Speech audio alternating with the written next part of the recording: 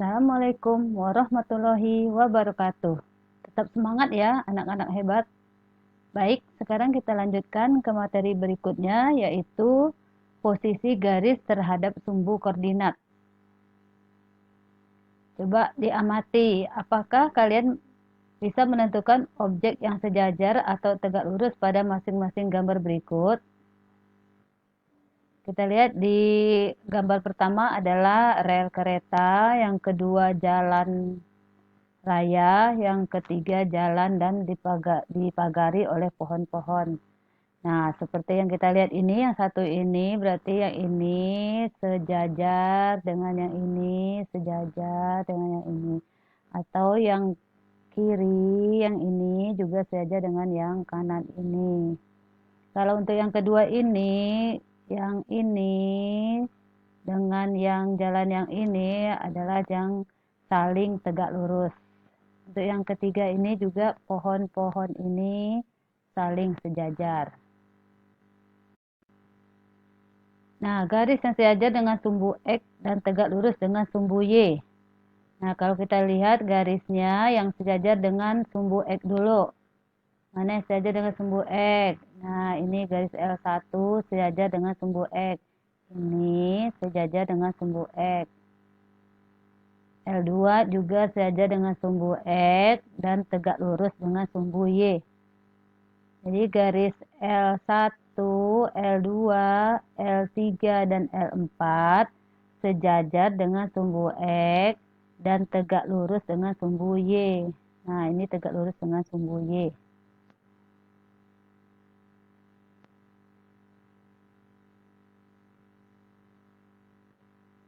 L1, L2, dan L3 dan L4 sejajar dengan sumbu X dan tegak lurus dengan sumbu Y.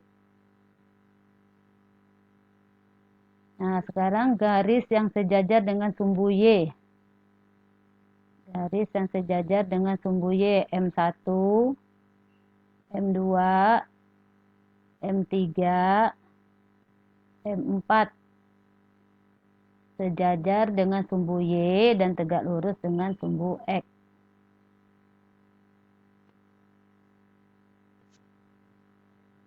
Sekarang garis-garis yang memotong sumbu X dan sumbu Y.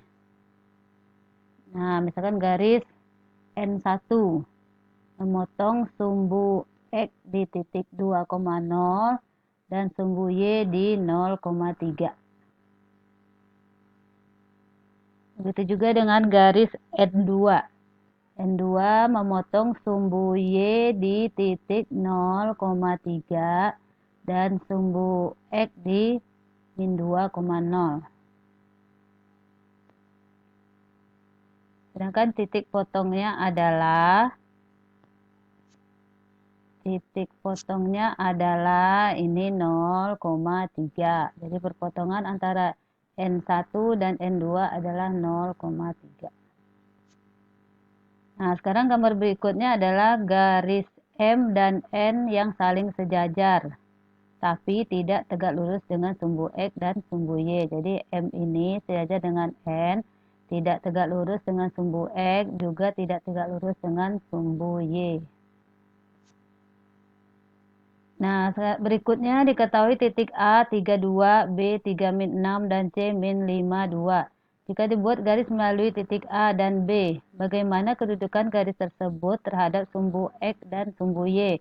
Nah, kalau kita gambarkan titik A 3,2, ini ya A 3,2, B 3,-6, 3,-6. Nah, kalau kita lihat hubungkan titik A dengan titik B, nih, jadi garis yang ini, berarti garis ini kedudukannya terhadap sumbu X, berarti dia tegak lurus dengan sumbu X. Nah, garis AB ini tegak lurus dengan sumbu X dan sejajar dengan sumbu Y. Kemudian yang B, jika dibuat garis melalui titik A dan C. Titik A dan C, C-nya min 5,2. Min 5,2 dengan A 3,2 dihubungkan membentuk garis lurus yang sejajar dengan sumbu X.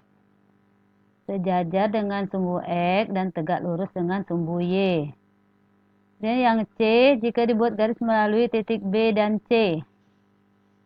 Bagaimana kedudukan garis tersebut terhadap sumbu X dan sumbu Y?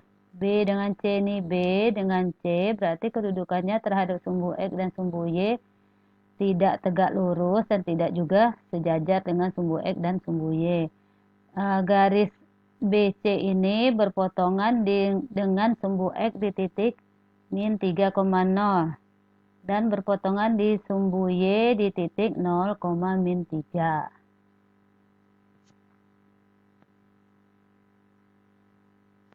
Berikutnya, amati gambar di samping. Garis yang sejajar dengan sumbu X dan tegak lurus dengan sumbu Y adalah garis yang sejajar dengan sumbu X. Berarti AB. Ini AB sejajar dengan sumbu X dan tegak lurus dengan sumbu Y. Begitu juga dengan garis CD. CD sejajar dengan sumbu X dan tegak lurus dengan sumbu Y. Jadi pelajaran materi yang ini adalah materi yang paling gampang. Nanti setelah ini kamu kerjakan latihannya. Assalamualaikum warahmatullahi wabarakatuh.